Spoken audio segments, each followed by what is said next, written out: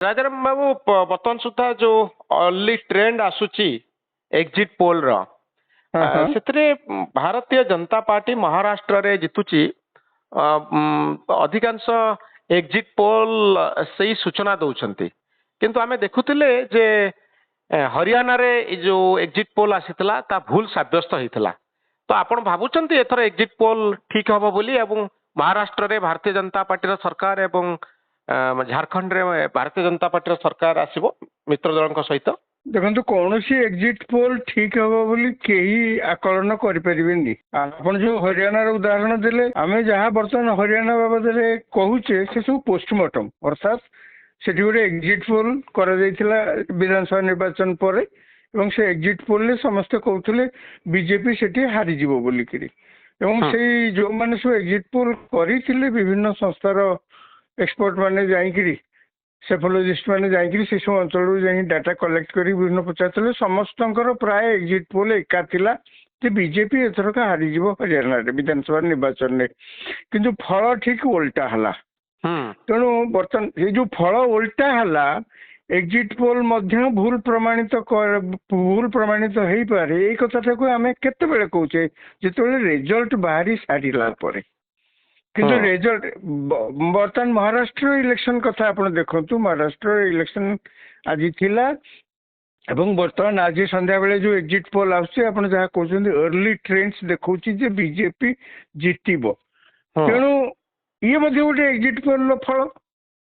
ଶେଷ ଫଳ କଣ ହବ ହେଇପାରେ, ଏକ୍ଜିଟ୍ ପୋଲ ଯାହା କହୁଛି ସେ କଥା ଠିକ ହେଇପାରେ, ଏବଂ ଏକ୍ଜିଟ୍ ପୋଲ ମଧ୍ୟ ଭୁଲ ପ୍ରମାଣିତ ହେଇପାରେ। ମୋର କହିବା କଥା ଯେ ଏକ୍ଜିଟ୍ ପୋଲ କୁ ଆଧାର କରି କୌଣସି ବ୍ୟକ୍ତି ବା ଅନୁଷ୍ଠାନ ଭବିଷ୍ୟତବାଣୀ କରିପାରିବେନି ଯେ ଏଇ ଏକ୍ଜିଟ୍ ପୋଲ ଠିକ ହେବାକୁ ଯାଉଛି କି ଭୁଲ ପ୍ରମାଣିତ ହେବାକୁ ଯାଉଛି।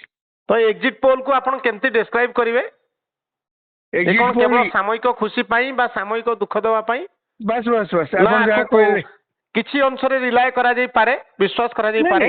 ନାଇଁ ନାଇଁ, ଏକ୍ଜିଟ୍ ପୋଲ ଯେ ଗୋଟେ ସମ୍ପୂର୍ଣ୍ଣ ମନଗଢା କାହାଣୀ, ଏକଥା ମୁଁ କେବେ କହିବି ନାହିଁ। ଏକ୍ଜିଟ୍ ପୋଲ ସମ୍ପୂର୍ଣ୍ଣ, ଏଥିରେ ମଧ୍ୟ ବୈଜ୍ଞାନିକ ପଦ୍ଧତି ଅନୁସରଣ କରାଯାଏ, ଏଥିରେ ମଧ୍ୟ ଡାଟା କଲେକ୍ଟ କରାଯାଏ, ଡାଟାକୁ ଆନାଲିସିସ୍ କରାଯାଏ। କିନ୍ତୁ ପ୍ରୋବ୍ଲେମ ହେଉଛି ଯାହା ହରିୟାଣା କେସ୍ରେ ଅନେକ ଅନୁଶୀଳନ କଲେ ଯେ କାହିଁକି ଭୁଲ ହେଲା ଏକ୍ଜିଟ୍ ପୋଲ, ସେଥିରୁ ଯାହା ଦେଖାଗଲା, ମୁଁ ଯାହା ଶୁଣୁଥିଲି ସେଥିରୁ ଦେଖାଗଲା ଯେ ଯୋଉମାନେ ଏକ୍ଜିଟ୍ ପୋଲ କରୁଛନ୍ତି ବା ଯୋଉମାନେ ଡାଟା କଲେକ୍ଟ କରୁଛନ୍ତି, ସେମାନେ ପ୍ରକୃତରେ ଭୋଟର ଭିତରକୁ ଯାଉନାହାନ୍ତି। ଭୋଟର ମାନେ ଯୋଉମାନେ ଖାଲି ଉପର ଛାଉରିଆ ଭାବରେ ୟାଙ୍କୁ ପଚାରି ଦଉଛନ୍ତି, ଯିଏ ହାବୁଡରେ ପଡ଼ିଲେ ତାକୁ ପଚାରି ଦଉଛନ୍ତି, ସେଇଥିରୁ ଯାହା ସାମ୍ପଲ କଲେକ୍ଟ କରିକି କହୁଛନ୍ତି। ସେମାନେ ତାଙ୍କର ସାମ୍ପଲ ସାଇଜ ମଧ୍ୟ ଛୋଟ, ଏବଂ ଯୋଉଠୁ ସାମ୍ପଲ କଲେକ୍ଟ କରୁଛନ୍ତି ଯୋଉମାନଙ୍କ ଠାରୁ, ସେ ଏରିଆ ମଧ୍ୟ ଏମିତି ହାତ ପାହାନ୍ତରେ ଥିଲା ଭଳିଆ ଏରିଆ। ପ୍ରକୃତରେ ସେମାନେ ଗ୍ରାମାଞ୍ଚଳକୁ ଯାଇକିରି ଲୋକଙ୍କର ମୁଡ ପରଖି କହିବା କଥା, ଯୋଉଟା ଡାଟା କଲେକ୍ଟ କରିବା କଥା, ସେଇ କଥା ସେମାନେ କରିନାହାନ୍ତି ବୋଲି ହରିୟାଣା ନିର୍ବାଚନରେ ଯୋଉ ଏକ୍ଜିଟ୍ ପୋଲ ହେଇଥିଲା ସେଇଥିରେ ତାକୁ ଭୁଲ ପ୍ରମାଣିତ ହେଲା ପରେ ଯୋଉ ପ୍ରକାର ବିଶ୍ଳେଷଣ କରାଯାଉଥିଲା, ସେଇ ବିଶ୍ଳେଷଣରେ ଅନେକ ଲୋକ ଏଇ କଥା ମଧ୍ୟ କହିଲେ। ତେଣୁ ଏଠି ସେମାନେ ଡାଟା ସାମ୍ପଲ ଯୋଉ ଆଣିଛନ୍ତି, କାହାକୁ ପଚାରିଛନ୍ତି, କେମିତି ପଚାରିଛନ୍ତି, ସେଇଟା ଲୋକଙ୍କ ଭିତରକୁ ଯାଇକିରି ପଚାରିଛନ୍ତି, ତାଙ୍କ ମୁଡ ପରଖିଛନ୍ତି କି ନାହିଁ, ଏ କଥା ଜାଣିବା କଷ୍ଟ। ଏକ ଦୁଇ, ଆଜିକାଲି ମଧ୍ୟ ଆପଣ ଦେଖନ୍ତୁ ଭୋଟର ମାନେ ବହୁତ ସଚେତନ ହେଇଗଲେଣି। ଭୋଟର ମାନେ କେବେ ମୁହଁ ଖୋଲି କହୁନାହାନ୍ତି ପ୍ରକୃତରେ ସେମାନେ କାହାକୁ ଭୋଟ ଦେଇଛନ୍ତି। ଆପଣ ଯେତେ ଭୋଟରଙ୍କୁ ପଚାରନ୍ତୁ, ଆପଣ ଓଡ଼ିଶା କଥା କୁହନ୍ତୁ, ଓଡ଼ିଶାରେ ତ ପୁଣି ଏଇ 4-5 ମାସ ତଳେ ବିଧାନସଭା ନିର୍ବାଚନ ହେଇଥିଲା ଲୋକସଭା ଇଲେକ୍ସନ ସାଙ୍ଗରେ। ସେତେବେଳେ ମଧ୍ୟ ଆପଣ ଲକ୍ଷ୍ୟ କରିଥିବେ, ଯେତେ ଲୋକ ଯେତେ ଜଣଙ୍କୁ ପଚାରିଲେ କେହି ମୁହଁ ଖୋଲି କହିଲେନି ସେମାନେ କାହାକୁ ଭୋଟ ଦେଇଛନ୍ତି ବୋଲି, କେହି ମୁହଁ ଖୋଲି କହିଲେନି। ଏବଂ ବିଜେପି ଯେ ଏଇ ନିର୍ବାଚନରେ ଅଧିକ ସଂଖ୍ୟକ ଆସନ ଜିତି ସରକାର କରିବ, ଏକଥା କେହି କଳ୍ପନା ବି କରିନଥିଲେ। କିନ୍ତୁ ରାଜାରାମ ବାବୁ, ବହୁ ସମୟରେ ଆମେ ଦେଖୁ ଏକ୍ଜିଟ୍ ପୋଲ ସତ ବି ହେଇଥାଏ। ହଁ, ନିଶ୍ଚିତ ଭାବରେ ମୁଁ ଏଥରେ ଆପଣଙ୍କ ସହିତ ଦ୍ୱିମତ ହେବିନି, ଏକମତ। ନିଶ୍ଚୟ ଏକ୍ଜିଟ୍ ପୋଲ ମଧ୍ୟ ସତ ହେଇଥାଏ ଅନେକ ସମୟରେ। କିନ୍ତୁ ଆପଣ ଏବେ ସମାପ୍ତ ହେଇଥିବା ଆମେରିକାର ରାଷ୍ଟ୍ରପତି ନିର୍ବାଚନ କଥା ଦେଖନ୍ତୁ। ଆପଣ କହିଲେ ଆମେରିକାର ରାଷ୍ଟ୍ରପତି ନିର୍ବାଚନରେ ଡୋନାଲ୍ଡ ଟ୍ରମ୍ପ ଜିତି ରାଷ୍ଟ୍ରପତି ହେବେ, କେହି ତାଙ୍କ ଦେଶରେ ଏକଥା ଆକଳନ କରିଥିଲେ ନା। କେବଳ ସେତିକି ନୁହେଁ, ତାଙ୍କ ଦେଶରେ ମଧ୍ୟ ଗୋଟେ ଅଦ୍ଭୁତ ଟ୍ରେଣ୍ଡ ଅଛି, ମିଡିଆ ଅର୍ଗାନାଇଜେସନ ସେମାନେ ସବୁ ସ୍ପନ୍ସର କରନ୍ତି ଡେମୋକ୍ରାଟ କ୍ୟାଣ୍ଡିଡେଟ କୁ ନହେଲେ ରିପବ୍ଲିକାନ କ୍ୟାଣ୍ଡିଡେଟ କୁ, ସେମାନେ ସବୁ ସ୍ପନ୍ସର କରନ୍ତି। କେବଳ ଏଇ ହଁ ସ୍ପନ୍ସର କରନ୍ତି ସେମାନେ। ଏଇଥରକ କେବଳ ବ୍ୟତିକ୍ରମ ଆପଣ ଲକ୍ଷ୍ୟ କରିଥିବେ, ୱାଶିଂଟନ ପୋଷ୍ଟ ଯିଏ କହିଲା ଯେ ନାଇଁ ଆମେ ଏଥରକ ଆମେ କାହାରିକି ସ୍ପନ୍ସର କରିବୁ ନାହିଁ, ଏଥିରେ ନିରପେକ୍ଷତା ଆମର କ୍ଷତିଗ୍ରସ୍ତ ହବ, ସମ୍ବାଦପତ୍ର ନିରପେକ୍ଷତା, ତେଣୁ ସେମାନେ କାହାରିକି ସ୍ପନ୍ସର କଲେଣି। କିନ୍ତୁ ଆମେରିକାର 80% ମିଡିଆ ହାଉସ୍ ସେମାନେ କମଲା ହାରିସକୁ ସ୍ପନ୍ସର କଲେ, ଡେମୋକ୍ରାଟ ନମିନିକୁ ସ୍ପନ୍ସର କଲେ, ମାତ୍ର 10% ବୋଧେ କରିଥିବେ କି ନାହିଁ ଡୋନାଲ୍ଡ ଟ୍ରମ୍ପକୁ, ଏବଂ ସମସ୍ତେ ମଧ୍ୟ ମାତିଗଲେ। ଡୋନାଲ୍ଡ ଟ୍ରମ୍ପର ଜିତିବାର କୌଣସି ଚାନ୍ସ ହିଁ ନାହିଁ। ଫଳ କଣ ହେଲା ଆପଣ ଦେଖିଲେ? ଫଳ ମାନେ ଅଭୂତପୂର୍ବ ବିଜୟ ଡୋନାଲ୍ଡ ଟ୍ରମ୍ପଙ୍କର। ଖାଲି ତ ସିଏ ତାଙ୍କର ବିଜୟ ହେଲାନି, କଂଗ୍ରେସ, ତାଙ୍କ ଦେଶର କଂଗ୍ରେସ ଏବଂ ସିନେଟ ଉଭୟରେ ମଧ୍ୟ ରିପବ୍ଲିକାନ ପାର୍ଟିର ବିପୁଳ ବିଜୟ ହେଇଛି। ତାଙ୍କ ଦେଶରେ ତ ପୁଣି ଏକ୍ଜିଟ୍ ପୋଲ୍ ଯାହା କହିଲେ ସେ ବି ତ ପୁଣି ଭୁଲ ହେଲା। ତେଣୁ ଏକ୍ଜିଟ୍ ପୋଲ୍ କେତେବେଳେ ଭୁଲ ହେଇଯାଉଛି, କେତେବେଳେ ଠିକ ହେଇଯାଉଛି।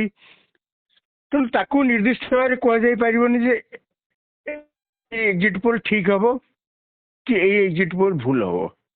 ତ ଆପଣଙ୍କର ଅନୁମାନ କଣ, ଏଇ ଭାରତୀୟ ଜନତା ପାର୍ଟି ମହାରାଷ୍ଟ୍ରରେ ଆଉ ଝାରଖଣ୍ଡରେ ମହାରାଷ୍ଟ୍ରରେ ପୁଣି ଥରେ ସରକାରକୁ ଆସୁଛି ଏବଂ ଝାରଖଣ୍ଡରେ ସରକାର ବଦଳୁଛି? ଦେଖନ୍ତୁ, ମତେ ଯଦି ପଚାରିବେ ସେ ଏକ୍ଜିଟ୍ ପୋଲ୍ ଯାହା କହୁଛି ଛାଡ଼ନ୍ତୁ, ଆପଣଙ୍କ ଆକଳନ କଣ? ଆଜ୍ଞା ଦେଖନ୍ତୁ, ସତ କଥା ମୁଁ କିଛି ଆକଳନ କରିବା ଗୋଟେ ବିରାଟ ଧୃଷ୍ଟତା ହବ। ତାର କାରଣ, ପ୍ରଥମ କାରଣ ହଉଛି ଆଜ୍ଞା ମହାରାଷ୍ଟ୍ର, ମୁଁ ଓଡ଼ିଶାରେ ଆଜ୍ଞା ଭୁବନେଶ୍ୱରରେ ଅଛି। ମହାରାଷ୍ଟ୍ର ବିଧାନସଭା ନିର୍ବାଚନରେ କେବଳ ଖବରକାଗଜ ଏବଂ ଟେଲିଭିଜନ ଚ୍ୟାନେଲରୁ ଯାହା କିଛି ଦେଖିବା ପଢିବା ଛଡା ଆଉ ଅଧିକ କିଛି ଆମର ସେ ବିଷୟରେ କିଛି ଜ୍ଞାନ ନହେବା ସ୍ୱାଭାବିକ। କାହିଁକିନା ଆମେ ତ ସେଠି ଯାଇନୁ, ସେଠିକାର ଖବର, ସେଠିକାର ରାଜନୈତିକ ମହଲ କଣ ଅଛି, ମାହୋଲ କଣ ଅଛି, ଆମେ ତ ତାଙ୍କର ଖବର ବି ରଖୁନୁ ସହିତ ନା। ତେଣୁ ମୁଁ ଆଜି ଦିନରେ ଆପଣଙ୍କୁ କିଛି ସାହସ କରି କହିବି ଯେ ଏଇ ମେଣ୍ଟ ଜିତିବ, ସେଇ ମେଣ୍ଟ ହାରିବ, ମୁଁ ଭାବୁଛି ଏ ପ୍ରକାର ଧୃଷ୍ଟତା ମୁଁ ନ କରିବା ଉଚିତ। କିନ୍ତୁ ଆପଣ ଭାବୁଛନ୍ତି କି ନରେନ୍ଦ୍ର ମୋଦିଙ୍କର ପପୁଲାରିଟି ଯାହା ଥିଲା ସେୟା ଅଛି, ନା ବଢିଛି ନା କମିଛି? କାହିଁ ପ୍ରଧାନମନ୍ତ୍ରୀଙ୍କର ପପୁଲାରିଟିରେ କମିବାର ତ କିଛି କାରଣ ନାହିଁ। କାହିଁ କମିବ? ସେମିତି ଆପଣ ଦେଖିବେ, ଆଜି ଯିଏ କ୍ଷମତାରେ ରହିଛି ବହୁତ ସମୟରେ ତାର 5% କମିଯାଏ, 10% ବଢିଯାଏ, ଏଇ ସବୁ ଚାଲିଥାଏ ସେମିତି। କିନ୍ତୁ ଆପଣ ଯଦି ଆଜି ସାମଗ୍ରିକ ଭାବରେ ଦେଖିବେ, ନରେନ୍ଦ୍ର ମୋଦିଙ୍କର ଲୋକପ୍ରିୟତା ତ ମାନେ କିଛି କମିବାର କୌଣସି ତ ଏଇ ଇଲେକ୍ସନରେ ଯଦି ଭାରତୀୟ ଜନତା ପାର୍ଟି ଜିତେ ଏହାର ପ୍ରଭାବ କଣ ହବ, ଆଉ ଯଦି ଭାରତୀୟ ଜନତା ପାର୍ଟି କ୍ଷମତାକୁ ନ ଆସେ ତାର ପ୍ରଭାବ କଣ ହବ ବୋଲି ଆପଣ ଭାବୁଛନ୍ତି? ଭାରତୀୟ ଜନତା ପାର୍ଟି ଯଦି ମହାରାଷ୍ଟ୍ରରେ ଯଦି ସେମାନେ ମେଣ୍ଟ ଯଦି କ୍ଷମତାକୁ ନ ଫେରେ, ଏବେ କ୍ଷମତାରେ ଅଛନ୍ତି, ଯଦି ନ ଫେରେ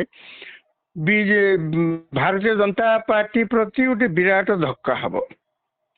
ଧକ୍କା ହବ ଏଇଥିପାଇଁ ଯେ ମହାରାଷ୍ଟ୍ର ଗୋଟେ ଧନୀ ରାଜ୍ୟ, ଇଣ୍ଡଷ୍ଟ୍ରିଆଲ ରାଜ୍ୟ, ତେଣୁ ସେଠି ତାର ସେ ରାଜ୍ୟରେ କୌଣସି ପଲିଟିକାଲ ପାର୍ଟି ହାରିବା ବା ଏବେ 2024 ନିର୍ବାଚନ ସରିଛି, ତେଣୁ ମହାରାଷ୍ଟ୍ରରେ ବିଧାନସଭା ନିର୍ବାଚନରେ ଯଦି ବିଜେପି ପରିଚାଳିତ ମେଣ୍ଟ ହାରିଯାଏ, ମାନେ ବିଶେଷ କିଛି କ୍ଷତି ହବନି, କିନ୍ତୁ ରାଜନୀତିରେ ଆଉ କ୍ଷତି କିଛି ହବନି ବୋଲିକିରି କହିବାଟା କଣ ଠିକ ହବ? ହବ ନିଶ୍ଚୟ, କାହିଁ କ୍ଷତି ହବନି।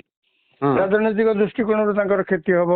ଏଠି କ୍ଷମତାକୁ ଆସିଥିଲେ ସେମାନେ ରାଜ୍ୟସଭାରେ ତାଙ୍କର ସଂଖ୍ୟା ମଧ୍ୟ ବଢିଥାନ୍ତା। ତାଛଡା ଯୋଉ ଯୋଉ ସବୁ ଯୋଜନା କରିଛନ୍ତି ସେଇ ସବୁ ଯୋଜନା ମଧ୍ୟ ଆଉ କଂଗ୍ରେସ ଯଦି ଜିତେ ବା ହାରେ ତାର ପ୍ରଭାବ କଣ ହବ ଭାରତୀୟ ରାଜନୀତି ଆଉ ରାହୁଲ ଗାନ୍ଧୀଙ୍କ ଉପରେ? ରାହୁଲ ଗାନ୍ଧୀ ଯେତିକି ଜୋରରେ କହୁଛନ୍ତି ବର୍ତ୍ତମାନ ଆହୁରି ଅଧିକା କହିବେ ଯଦି ତାଙ୍କ ଦଳ ମେଣ୍ଟ ସେଠି ଜିତେ। ସେଠି ତ କଂଗ୍ରେସ ପରିଚାଳିତ ମେଣ୍ଟ, ଯୋଉ ମହା ଅଗାଡି, ସେମାନେ ତ କଂଗ୍ରେସ ପରିଚାଳିତ ମେଣ୍ଟ। ତେଣୁ ଯଦି ତାଙ୍କ ମେଣ୍ଟ ଜିତେ, ରାହୁଲ ଗାନ୍ଧୀଙ୍କର ଆହୁରି ଅଧିକ ଶାଣିତ ହବ। ଏବେ ତ ଆପଣ ଲକ୍ଷ୍ୟ କରିଥିବେ 2024 ନିର୍ବାଚନ ପରେ ଯେହେତୁ କଂଗ୍ରେସର ସଂଖ୍ୟା ପାର୍ଲାମେଣ୍ଟରେ ଲୋକସଭାରେ ବଢିଗଲା ବହୁତ ବଢିଗଲା ସେତେବେଳେ ସେମାନେ ସିନା ସରକାରକୁ ଆସିପାରୁନାହାନ୍ତି କିନ୍ତୁ ସଂଖ୍ୟା ଦୃଷ୍ଟିରୁ ବେଶ ପ୍ରାୟ ହେଇଗଲା। ତେଣୁ ସେଇଥିରେ ଆପଣ ଲକ୍ଷ୍ୟ କରିଥିବେ ରାହୁଲ ଗାନ୍ଧୀ ଆଗରୁ ଯେତିକି ଚୁପଚାପ ରହୁଥିଲେ ଏବେ ହଠାତ୍ ଭୋକାଲ ଉଠୁଛନ୍ତି, ଚାରିଆଡେ ବୁଲି ନାନା ପ୍ରକାର କଥା କହୁଛନ୍ତି। ତାକୁ ତାକୁ ଯାହା ପଛେ ଯିଏ ଯାହା କହୁ ପଛେ ସେମାନେ ସେ କହି ଚାଲିଛନ୍ତି। ମହାରାଷ୍ଟ୍ରରେ ଯଦି ସେ ଜିତିଲେ ସେ ତ ଆହୁରି ଜୋରରେ ନିଶ୍ଚୟ ତାଙ୍କର ସ୍ୱର ଶାଣିତ ହବ। ସ୍ୱର ଶାଣିତ ହବ। ବହୁତ ଧନ୍ୟବାଦ ରାଜାରାମ ବାବୁ ଆପଣଙ୍କ ମତାମତ ପାଇଁ, ବହୁତ ଧନ୍ୟବାଦ।